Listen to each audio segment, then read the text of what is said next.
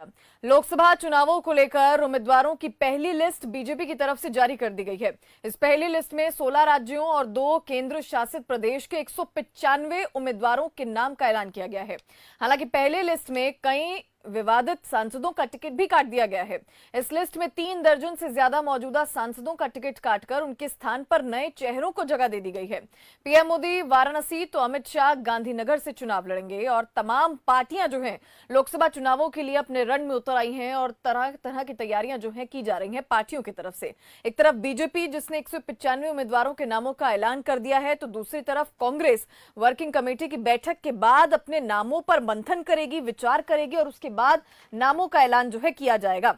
आपको बता दें कि मुकाबला जो है मजबूत है और आपस में ही अभी गठबंधन दल जो हैं वो बयानों के तीर एक दूसरे पर छोड़ रहे हैं। फिलहाल बीजेपी की तरफ से पहली लिस्ट जारी कर दी गई है। विवादित चेहरों से पहली लिस्ट में किनारा कर दिया गया है। वहीं कांग्रेस की तरफ से भी अब लगातार चर्चा की जाएगी। वर्किंग कमेटी की कल बैठक होने जा रही है कांग्रेस की तरफ से और उसके बाद नामों पर मंथन किया जाएगा और उसके बाद नामों की लिस्ट जो है वो जारी होगी। लेकिन बीजेपी जो 400 प्लस का नारा दे रही है, प्रधानमंत्री नरेंद्र मोदी की तरफ से साफ तौर पर कहा गया कि 400 प्लस के साथ इस बार भाजपा जो है फिर से जीत हासिल करेगी। चलिए हमारे साथ इसी पर आज हम चर्चा करेंगे। हमारे साथ गेस्ट जो है जुड़ गए हैं। अनिल गोयल हैं बीजेपी के प्रवक्ता, मयंक शर्मा कांग्रेस के प्रवक्ता हैं, राकेश कुमार राजनीतिक विश्लेषक हमारे साथ जुड़ गए हैं। आप तीनों का बहुत बहुत स्वागत है खबरफास्ट में। सबसे पहले तो अनिल गोयल जी, जिस तरह से बीजेपी की तरफ से 400 प्लस का नारा दिया जा रहा है, क्या लग रहा है कि आसपास और कोई नहीं है? क्योंकि प्रधानमंत्री नरेंद्र मोदी साफ कह चुके हैं जिस नियत के साथ हम आगे बढ़ रहे हैं, काम हमारी तरफ से किए जा रहे हैं और 400 प्लस का नारा प्रधानमंत्री नरेंद्र मोदी खुद देते हुए नजर आए। 195 उम्मीदवारों का ऐलान बीजेपी कर चुकी है। किस तरह की तैयारियां पार्टी में चल रही है सर? परमजीत जी, हम जो कहते हैं वो करते हैं और जो कर सकते हैं वो ही कहते हैं। अगर 400 सीट पार का नारा दिया है तो 400 पार पे को ही जनता के आशीर्वाद से आप सबके सामने करके दिखाएंगे और निश्चित तौर पर इसके अंदर हमारी तैयारी पहले से ही पूरी तरीके से है और हम बिल्कुल बूथ लेवल के भी नीचे तक 10-10 कार्यकर्ताओं की टीम बना करके पन्ना लेवल तक हम अपनी टीम का गठन कर चुके हैं। एक बात बड़ा स्पष्ट है कि भारतीय जनता पार्टी चुनाव लड़ती है, हमारा कैंडिडेट कमल का फूल होता है, इसलिए कहीं कोई समस्या की बात नहीं है। और सही मायनों में जिस तरीके से हमने 195 सीटों को डिक्लेयर करा है और हमारे कार्यकर्ता पूरी तरह से काम पर लग गए हैं और कांग्रेस अपनी अपनी सीटों के गठबंधन की फैसले नहीं कर पा रहे हैं, जो हमारे इंडी ग्रुप के लोग अपनी सीटें तय नहीं कर पा रहे हैं, तो वो जब तक सीटें तय करेंगे जब तक तुम आधा समय पूरा कर लेंगे। और हमारे पास कुशल नेतृत्व माननीय प्रधानमंत्री नरेंद्र मोदी जी जैसा कुशल नेतृत्व है, अमित शाह जैसी संगठनात्मक क्षमता के लोग हैं, जिनको राजनीति के चाणक्य माना जाता है और पूरी टीम, हमारी पूरी टीम पूरी तरीके से तत्पर है। 400 पार को नारे को पार करेंगे। ठीक है जी। वहीं महागठबंधन की आज रैली हो रही है जिसमें तेजस्वी, राहुल, अखिलेश यादव, लालू यादव जो है देखने को मिलेंगे, तो कहीं ना कहीं लग रहा है कि बीजेपी को भी शह और मात की स्थिति जो है बनी हुई है। परमजीत जी, कोई शह मात की स्थिति नहीं बनी हुई है और सही मायनों में जो मेरे भाई ने मंडी की बात की थी, तो एक घमंडी ग्रुप इनका है और इनके घमंड से परेशान होकर के ही इनके लोग इनको छोड़ करके जा रहे हैं। इनमें घमंड इतना है कि अपने कार्यकर्ताओं की नहीं सुनते, जनता की नहीं सुनते, जिसका परिणाम ये देख रहे हैं और दूसरों को घमंडी की बात करेंगे।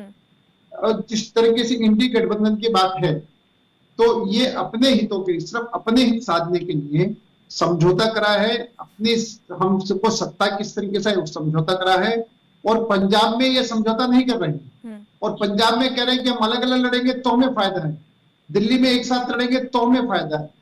वो सिर्फ अपने स्वार्थ सिद्ध करने के लिए यहाँ पर बातों को तोड़ मरोड़ के पेश कर रहे हैं, लेकिन सही मायनों में इनका गठबंधन मन से नहीं हुआ है, मजबूरी का गठबंधन और इनके कार्यकर्ताओं का आपस में मन नहीं जुड़े हैं, इसका नुकसान भी इनको होने वाला है। दूसरा, ये भी महिलाओं की बात करते हैं, संदेश खाली के अंदर जो कुछ हो रहा है वो इंडी गठबंधन के प्रमुख घटक दल कर रहे हैं और इनमें से किसी का भी जबान नहीं खुल रही है, एक शब्द भी नहीं बोल रहा है, लेकिन इन्हें बोलना जरूर है अपने गिरबान में झाके बिना। और हम सीधी बात है, हम लड़ रहे हैं परिवारवाद के खिलाफ। सोनिया गांधी चाहती है कि राहुल गांधी पीएम बने, लालू यादव चाहते हैं कि तेजस्वी यादव सीएम बने, मुलायम सिंह के परिवार चाहते हैं अखिलेश यादव सीएम बने। ये अपने परिवारों को बचाने के लिए राजनीति कर रहे हैं, अपने भ्रष्टाचार को छिपाने के लिए राजनीति कर रहे हैं। इनका देश से कोई मतलब नहीं है, देश के हितों से कोई मतलब नहीं है। और जो भ्रष्टाचारी हैं, कांग्रेस ने लालू यादव को चारा घोटाले के अंदर जेल में डाला, आज दोनों भ्रष्टाचारी एक हैं। केजरीवाल ने कांग्रेस पर दुनिया भर के भ्रष्टाचारी के आरोप लगाए, आज दोनों भ्रष्टाचारी एक हैं। तो निश्चित तौर पर ये अपने भ्रष्टाचार को बचाने के लिए, ये अपने परिवार को बचाने के लिए, ये अपनी पार्टी को बचाने के लिए संघर्ष कर रहे हैं। देश का कोई मतलब नहीं है, देश की जनता का कोई मतलब नहीं है, देश के गरीब आदमी का कोई मतलब नहीं है।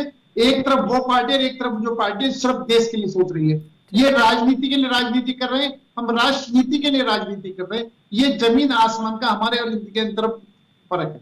और बात स्पष्ट, मयंक शर्मा जी, क्या महागठबंधन में भी, परम जी एक बात करिए सर, जिस तरीके से हमने नारा दिया 400 पार, और जिसको ये इनका गणित इतना बढ़िया है कि 600-700 की बात कहने लगते हैं, मतलब पता नहीं क्या कहना चाहते हैं, इनकी अपनी सोच कहाँ गई, कुल कितनी सीट है, कितने पे लड़ सकते हैं। अब अगर इनको नारा देना, ये नारा देना कि 700 पार, 800 पार, 900 पार, जो ये दे सकते हैं ये भी तो दें।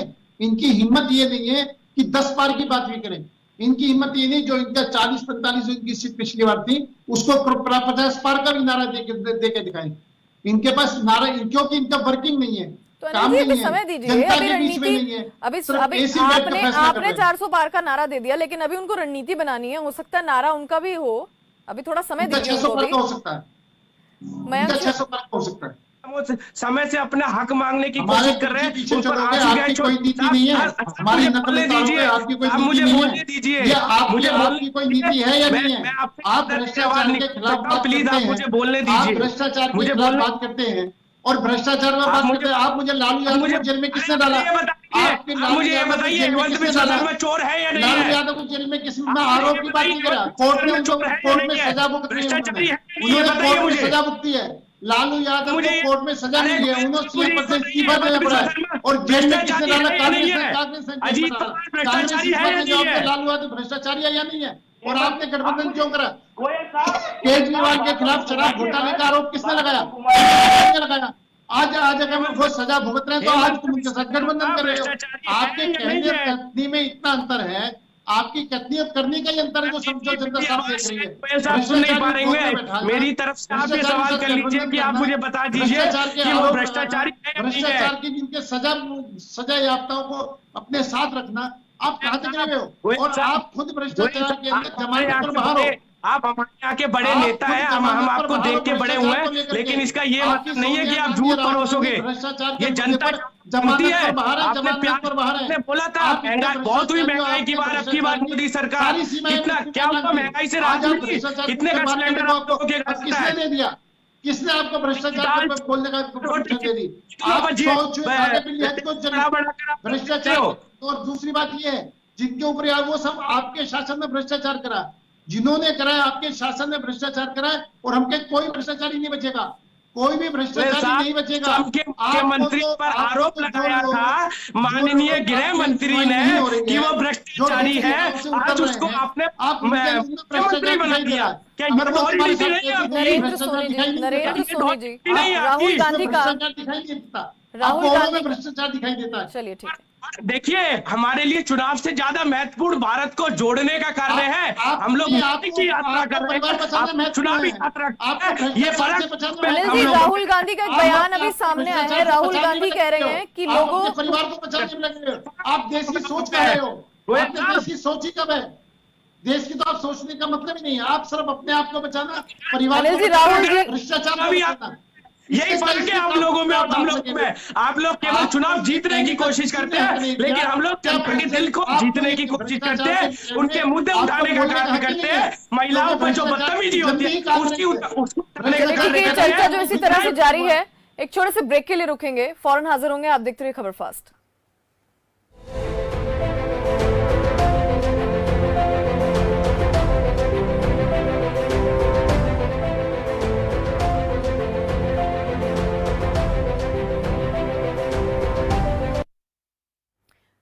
पहले हम चर्चा कर रहे थे कि किस तरह से लोकसभा चुनावों को लेकर पार्टियां तैयार हैं, 2024 की रणनीति किस तरह से बनाई जा रही है, क्योंकि बीजेपी 400 प्लस का नारा दे रही है तो दूसरी तरफ कांग्रेस है जो अभी मंथन कर रही है, रणनीति बना रही है और उसके बाद उम्मीदवारों का ऐलान होगा।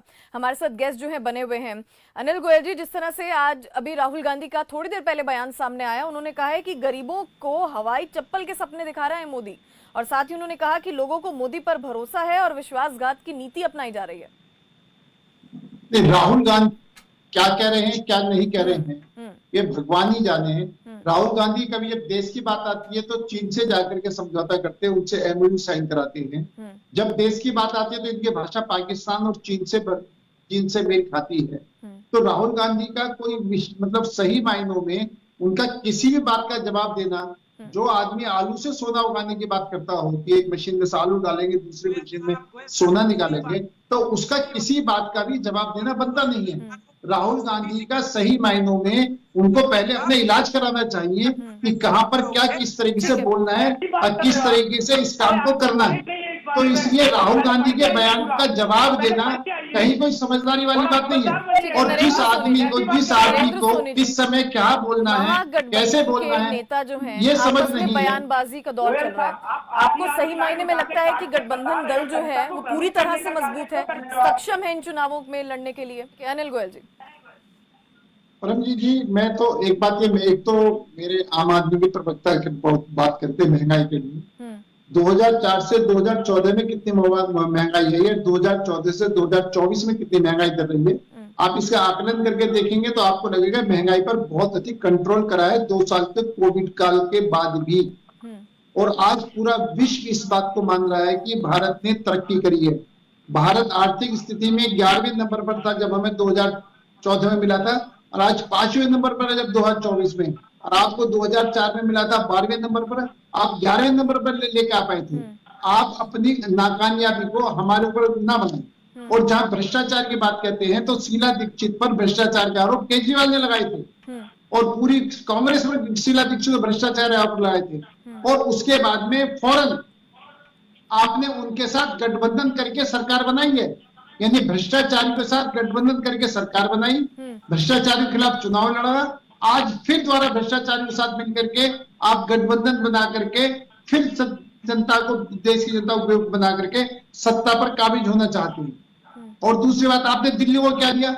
शराब घोटाला, बस घोटाला, पानी घोटाला, हाउस टैक्स घोटाला। आप घोटाले पे बिल्कुल परमजीत जी कौर ने कही कि अगर आपने दिल्ली में इतने अच्छे काम करे हैं तो जैसे पंजाब में गठबंधन नहीं कर रहे, दिल्ली में मत करो। आपके दिल्ली में वोट बट रहे हैं, पंजाब में वोट नहीं बट रहे।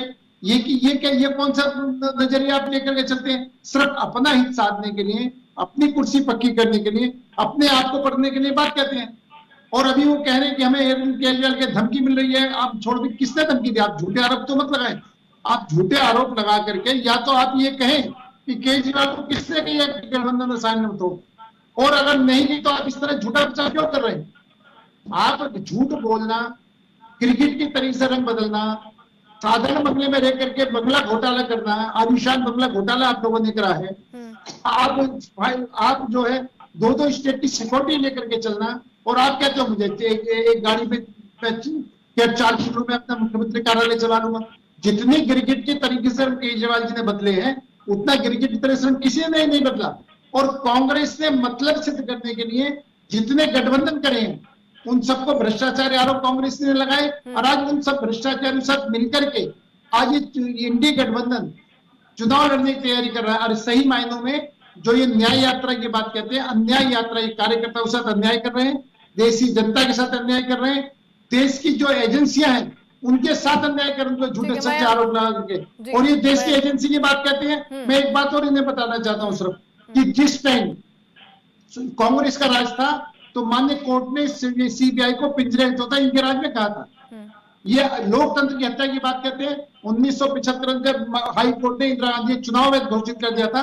रातों रात इन्होंने इमरजेंसी लगा करके, चाहे लालू यादव हो, चाहे मुलायम सिंह यादव हो, चाहे जयप्रकाश, जितने भी पुराने नेता हैं सबको जेल में भेज करके आपातकाल लगा दिया था।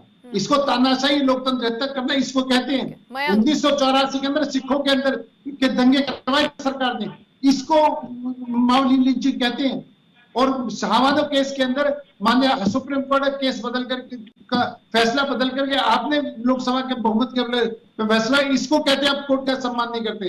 कोर्ट का सम्मान आप नहीं करते, एजेंसियों का सम्मान आप नहीं करते, भ्रष्टाचार के अंदर पूरी तरीके से आप भरे हुए हो। अपने परिवार को बचाने के लिए और सिर्फ सत्ता पाने, सत्ता का सुख पाने के लिए दुनिया भर के षड्यंत्र कर रहे हो।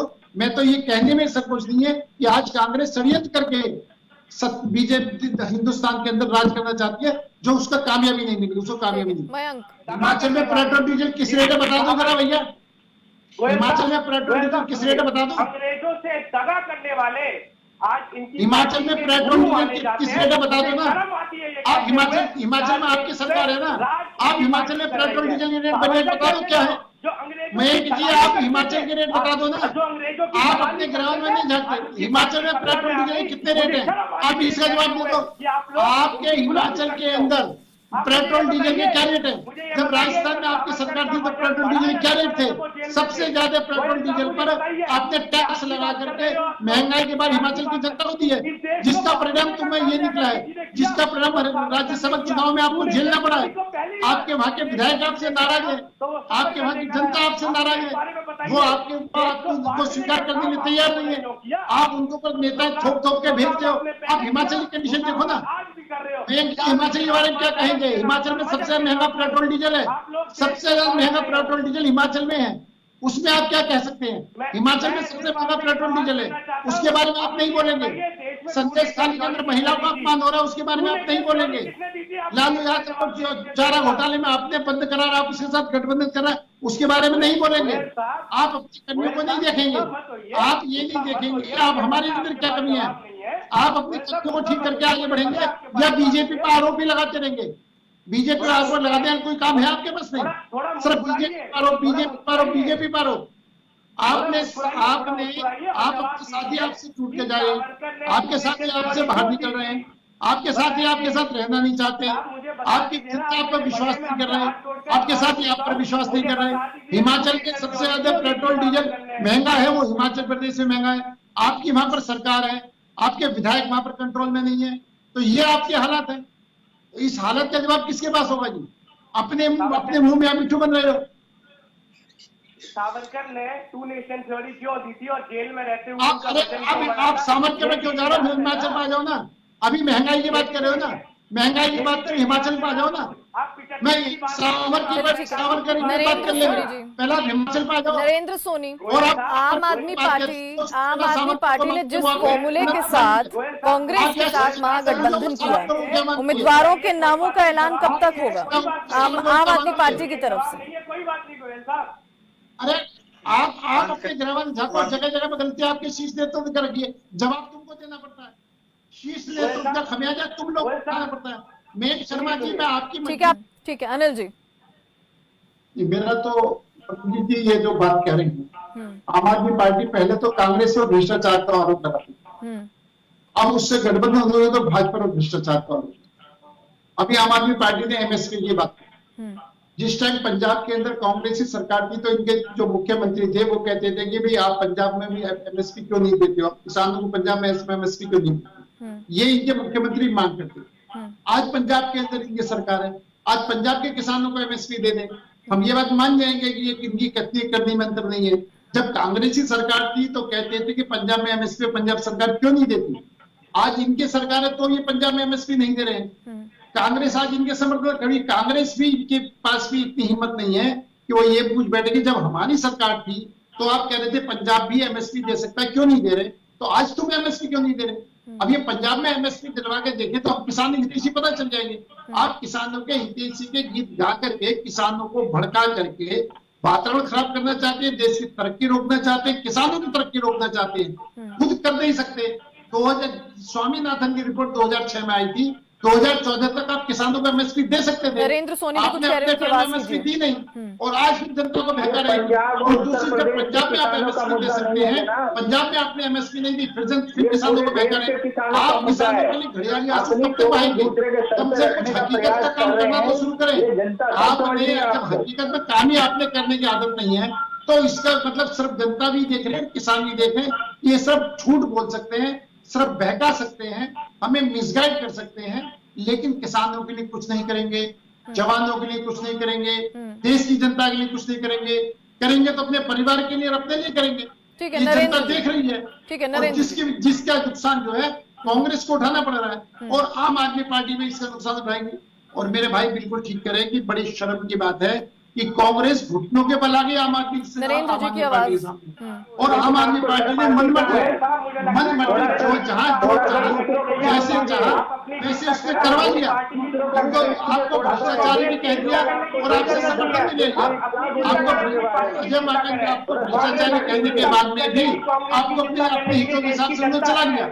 ये कांग्रेस की सोच है। ये कांग्रेस सोच के सामने ये आगे चल रहे हैं। आप लोग अपनी तो निश्चित तौर पर जो देश के बारे में नहीं सोचेगा, तो जो देश के किसान के बारे में नहीं सोचेगा, जो देश के जवान के बारे में नहीं सोचेगा, जो देश की महिलाओं के बारे में नहीं सोचेगा, जो देश के गरीब के बारे में नहीं सोचेगा, जो सिर्फ अपने परिवार के बारे में सोचेगा, अपनी पार्टी के बारे में सोचेगा, तो उसका यही हल है जो हल हो रहा है। तुम्हारे अपने सांसद, तुम्हारे अपने विधायक, तुम्हारे अपने पार्टी के कार्यकर्ता छोड़कर राकेश जी, मयंक जी कह रहे हैं कि कांग्रेस की चिंता मत करिए। कहीं ऐसा तो नहीं कांग्रेस को चिंतन की जरूरत है? राकेश जी, कुछ है, करते कुछ है, सिर्फ और सिर्फ जनता को बरगलाने के अलावा कोई काम आप नहीं पाएगा। आप चारों का ही बहुत बहुत शुक्रिया। सो फिलहाल एक तरफ बीजेपी है जिसने 400 पार का नारा दे दिया है और दूसरी तरफ महागठबंधन है। और सवाल सबसे बड़ा यही है कि बीजेपी को महागठबंधन किस तरह से इन चुनावों में टक्कर देगा। फिलहाल इस डिबेट में अभी इतना ही। दीजिए इजाजत।